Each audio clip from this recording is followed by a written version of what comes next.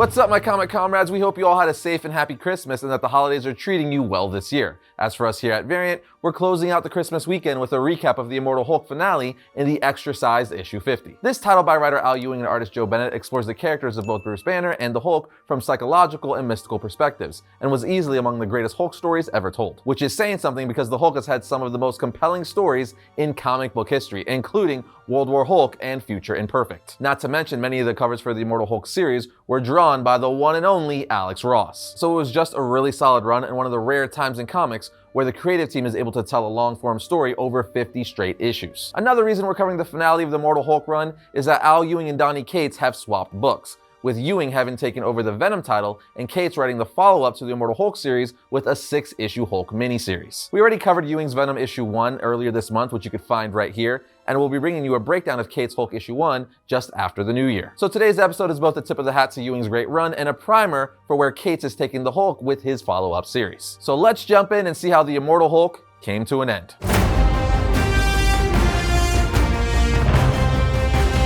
For those of you unfamiliar with the Immortal Hulk story, I will say up front that we're not going to be doing a lot of recap of the events that led to this final issue. Because as I already mentioned, it's a 50-issue run and a ton went down in the broader story. So if you haven't been reading this series, we highly recommend you pick up the trades and get the full story. You will not be disappointed, especially if you're a Hulk fan. With that understood, a very general overview of the series so far would be that it's an exploration of the various Hulk personalities developed within the mind of Bruce Banner, all of which he created to cope with his abusive father and upbringing. However, something the series revealed along the way was that the gamma radiation Bruce was poisoned with didn't just give Bruce / the Hulk his powers, but it also tied his soul to hell and in turn the one below all, allowing for the emergence of a dark and powerful hidden Hulk identity called the Devil Hulk or Immortal Hulk. Those of you familiar with Marvel Comics mythology know the all-powerful god / creator of the Marvel Universe is known as the One Above All. Well, the Immortal Hulk title introduced us to his opposite, the One Below All, who, as it turns out, is this Hulk-like beast responsible for the creation of all gamma-mutated, rage-driven characters in the Marvel Universe. For example, as a gamma-powered villain, the leader is under control of the One Below All and acts as a guardian and gatekeeper of the below place, which is essentially hell. But as you might imagine, by revealing the true mystical origins of gamma energy,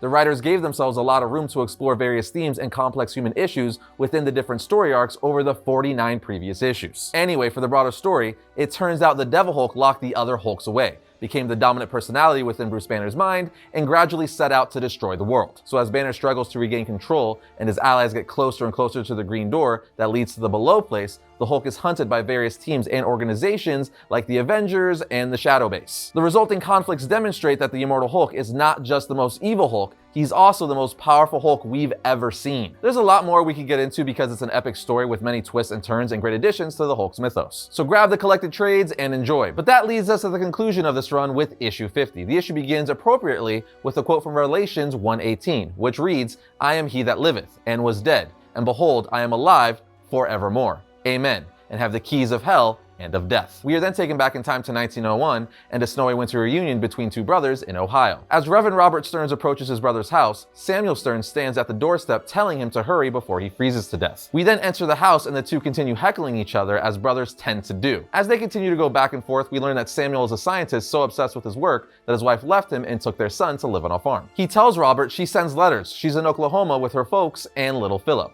She hopes I'll join them on the farm. She still has this fanciful idea that my work is somehow hurting me, that it's unhealthy. But while Samuel is telling him these very personal things, Robert seems rather indifferent and disinterested. He abruptly changes the subject by asking about an artifact in his study, which Samuel explains is a fake, but that he keeps it to remind him to be honest in his own work. At which point he uses the old saying, "There but for the grace of God." But Robert snaps at him saying, "And what do you know about the grace of God?" Now realizing that something is wrong, Samuel says, "Excuse me, what's gotten into you today, Robert?" But Robert just replies, "Never mind. What is this work you've engaged in?" This quickly distracts Samuel as he excitedly begins to tell Robert that he's working on their future, a newly discovered form of gamma radiation called radium. And as he holds up a piece of the radium, it shines brightly, casting their shadows on the ceiling above, with Samuel's shadow looking like the infamous Hulk villain, the Leader, and Robert's shadow looking like the Hulk. All as Samuel says, "This is a night our great-grandchildren will have cause to remember. This will make us immortal." The story then jumps forward in time somewhere in Arizona, where we see a young Jackie McGee and her father distraught and weeping over the destruction of their home. Mr. McGee tells the young Jackie,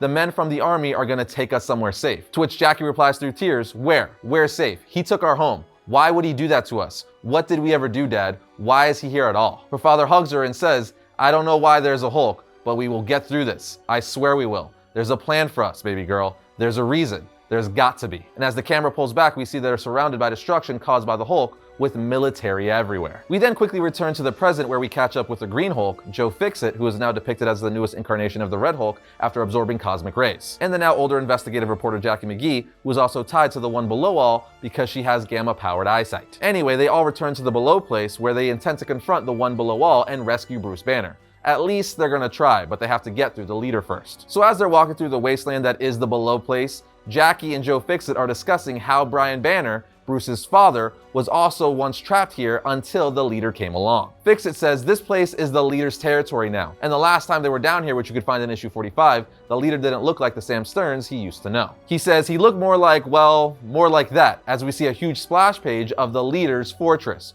which looks like a massive multi-headed spider-looking monster, with Fixit saying, I gotta tell you, I don't much like our odds. On the next page, we are taken above to our world in present day where we find Reed Richards telling the rest of the Fantastic Four, infinity to 1. Those are the probabilities we're dealing with here, I'm afraid. Referring to their chances of locating the entrance of the below place now that the Hulk is gone, as Reed was using continuous extrapolation from Hulk's unique gamma frequency to isolate its location. And while Mr. Fantastic struggles for a solution, he begins to wonder out loud, saying, if there's any field of science that isn't my specialty, it's exotic gamma. I can't think of anyone who could truly grasp it outside of Bruce Banner himself, and maybe one or two others. In fact, sometimes I wonder if you could call it science at all, or if it's something else. So it seems that Reed Richards is slowly starting to piece together the supernatural aspect to all of this. But we are then quickly taken back to 1901 and the scene between Robert and Samuel Stern, where the exposure to gamma radiation is clearly starting to affect both of them, as we see their eyes glow green. And over the next several panels, we find out why Robert was so angry as we learn his brother Samuel had an affair with his wife. Robert confronts Samuel and says, yes, Samuel, I could see through a man,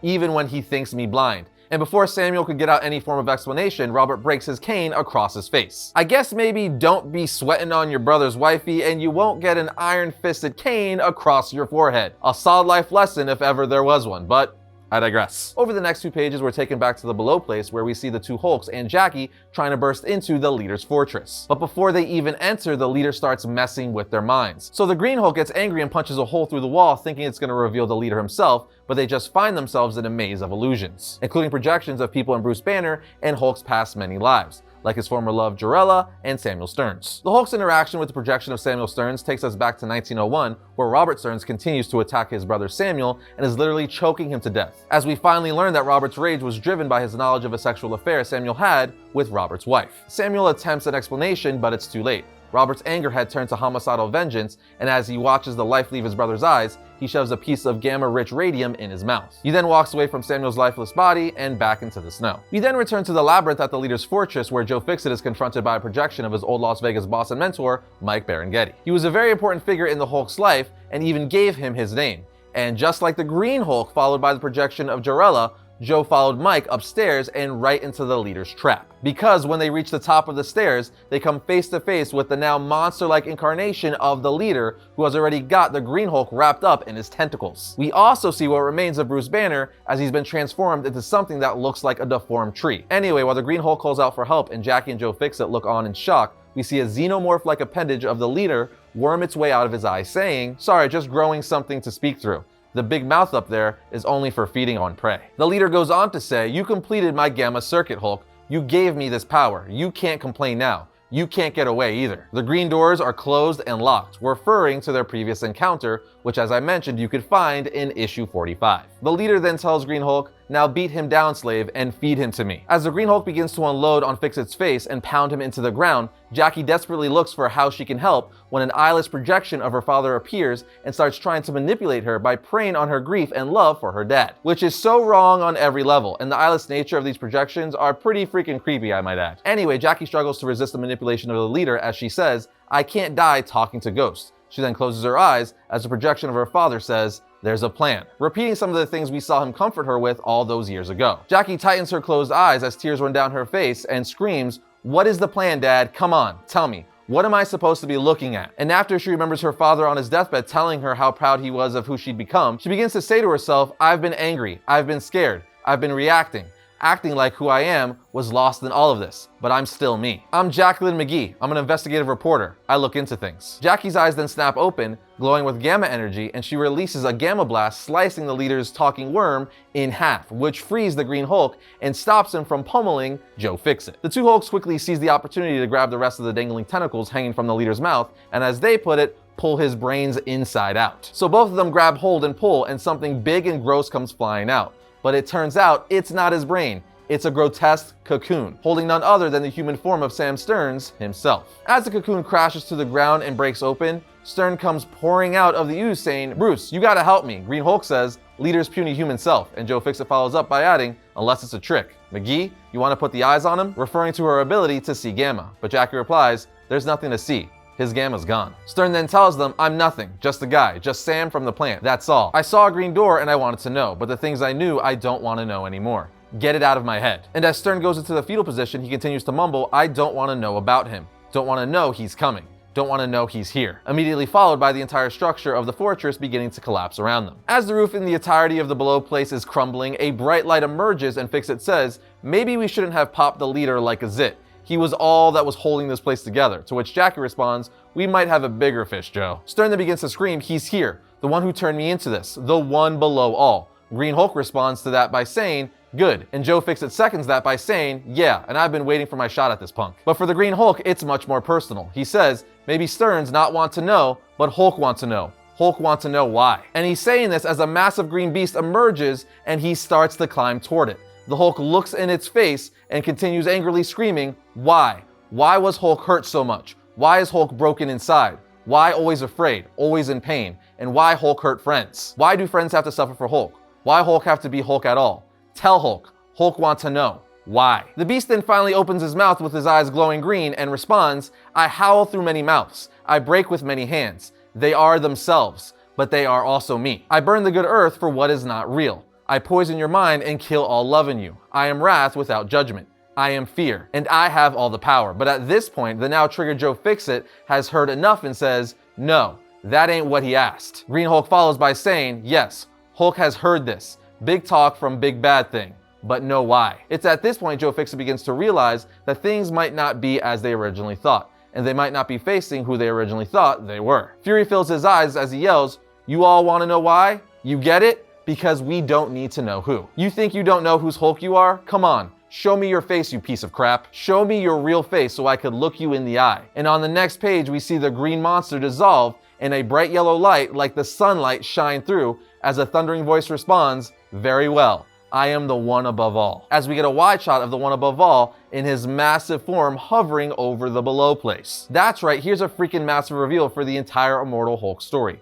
Over the entirety of the previous 49 issues, the one below all was the Hulk's ultimate enemy and the entity supposedly behind the greatest evil played out through the Hulk. That is until now, because this reveals that the one below all was really just a Hulk for the one above all. In other words, the one above all in disguise. But the Hulk's question still remains unanswered, so let's keep going. On the next page, we see the hovering one above all say, "Look upon me." To which the Green Hulk looks away and responds, "Hulk is afraid," but Fixit reluctantly looks up and says, "Now answer the question." The one above all answers, "Because you are my child." Fixit pauses and replies, "No, Mike Berengetti was my father. You're just a guy who knocked me around." The one above all snaps back, "You are my creation. You are necessary.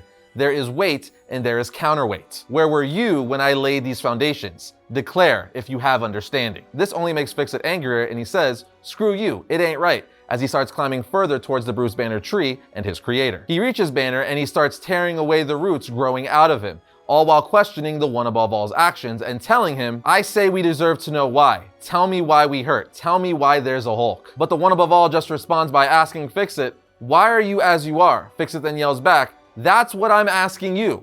Tell me, or so help me." But the one above all just responds again, "No, I ask of you, what is the Hulk? What have you become?" Tears begin to stream down the face of a seriously confused and frustrated Green Hulk as he repeats over and over again, "Hulk not know." And it's at this point the one above all begins to explain by saying, "With these hands I build, with other hands I break. I break to build anew.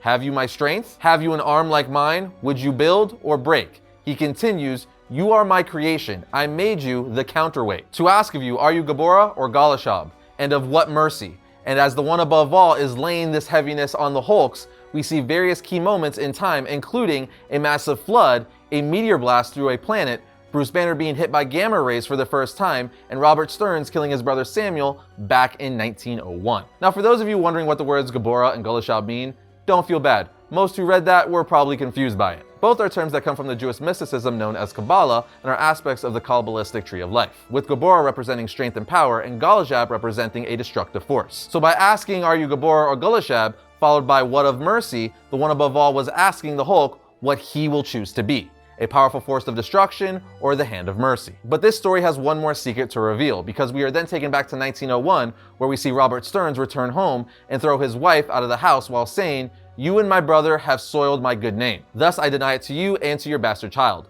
Let the little monster take your name." His wife shouts at him, "Samuel was right about you. You're not simply cold, you're cruel. You're the monster, Robert Stearns." But Robert just indifferently responds by closing the door, saying, "Save your histrionics, for I am strengthened against them. The Lord has made me the strongest there is. Be gone from my door, Beatrice Banner." And with that one line, Al Ewing reveals that Bruce Banner and Sam Stearns are actually the blood relatives and have been bound to those acts of betrayal and revenge. I told you this finale hit hard. But this returns us to the below place where the one above all asks the Hulks one last question by saying, "What will you become?" For the left hand is strength, but before he could finish, the Green Hulk again replies, "Hulk not understand what you mean." And Fix-It jumps in telling him, "Forget it, he's got no answers. Not for us. Let's just get out of here." Jackie isn't sure if they should leave, but Fix-It responds to her saying, "I tried to get answers, McGee, but I don't think it could end. Not the big picture, you know?" And just as Fix-It is about to leave with what's left of Bruce Banner, the Green Hulk says, "No, not yet. Hulk is thinking." He then turns to Sam Stearns, who is still on the ground in the fetal position, and says, "I'm trying to understand, Stearns." But Stearns quickly replies, "Leave me alone. I caused this. I killed people. My own brother. I damned myself. Just let me die here." But the Hulk seems to finally understand and tell Stearns, "You hurt Hulk a lot, but if I left you here, left anyone here, it would hurt Hulk worse. It would hurt who Hulk is. So I forgive you. You are Hulk too. Same as Hulk. Hulks should forgive Hulks. Someone has to." And as he reaches out his hand to help Stearns, we see the one above all finish what he was saying earlier with, "But the right hand is mercy." The Hulks and Jackie then begin walking away from the old fortress, with Fix-It carrying Banner and Green Hulk carrying Stearns. And as they walk, Fix-It in his own way begins to ask Jackie for forgiveness for all the Hulks have done to her. He tells her, "What we took from you, it can't be paid back, but whatever you want or need from me, anytime, any place, any favor, forever. Find Banner, say the word, I'll come running." To which Jackie smiles and responds, "Okay, Sunshine Joe, I'll let you know." It's at this moment that Thing appears alongside Walter Langowski and Leonard Samson's body, who helped the Fantastic Four locate the below place and open the Forever Gate to free Jackie and Banner. Thing says, "You folks want to lift home, or what?" And on the next page, we see narration from Bruce Banner saying, "I remember screaming for help, dragged through a green door in my mind, but then it's all blank. I've been told I was in the below place, that when the Hulks rescued me, one red, one green, I was half gone. Only the broken remains of a human soul." He continues to say, "But then I was already only part of a larger whole. And when we all walked into the gate, 3 parts of his system, a whole Bruce Banner was what walked out. I sobbed like a child. I vomited. I voided myself. But I remembered nothing of what had happened below. That at least was mercy." Mrs. McGee followed with Stearns. They put him in cuffs, but he was as docile as a lamb. As for me, Reed lent me a tailored suit, altering their unstable molecules to fit me. Reed Richards is a good person. They all are. And on the final pages, we see everyone back in the Fantastic Four's lab talking when Mr. Fantastic realizes that Bruce is missing. Bruce's narration continues by saying, "Unobservant, but good people." As we then see a restored Bruce Banner walking out of the Baxter building as he tells us, "I don't remember what happened in hell, but I feel more confident, more myself. Did I somehow absorb the devil on my shoulder? Did I lay an old ghost to rest? Have my fellow alters worked out some differences? Or is it just the feeling of a door as old as Gamma closing itself and a new one opening wide? Whichever it is, I still have work to do. We have work to do." And the issue concludes with Banner asking the reader, "So are we good people? Well, what do you think?" As he walks away into the heart of New York City. And that, my friend, is the epic conclusion to Al Ewing and Joe Bennett's Immortal Hulk title. This issue wrapped things up so well, gave us some big surprises and a couple huge additions to the Hulk's mythos. It also drastically altered what we know about the one above all. Altogether, Ewing and Bennett did an incredible job with this 50-issue story and set things up so nicely for the new Hulk 6-issue miniseries by Donny Cates. The first 2 issues of that series dropped earlier this month, and you better believe we're going to be covering that right after the new year. In fact, we'll be posting our breakdown of Donny Cates Hulk issue 1 on January 5th. So tell Siri or Google to to remind you about that. In the meantime, tell us your thoughts on the conclusion of the Immortal Hulk story in the comment section below. We're always curious to know what you guys think. And that's going to bring today's episode of Variant to a close. If you like today's episode, check out this one right here. And if you like all of our content, you know the deal. Subscribe, like, and comment. Always helps us out. I'll see you guys next time when I talk about all things comics.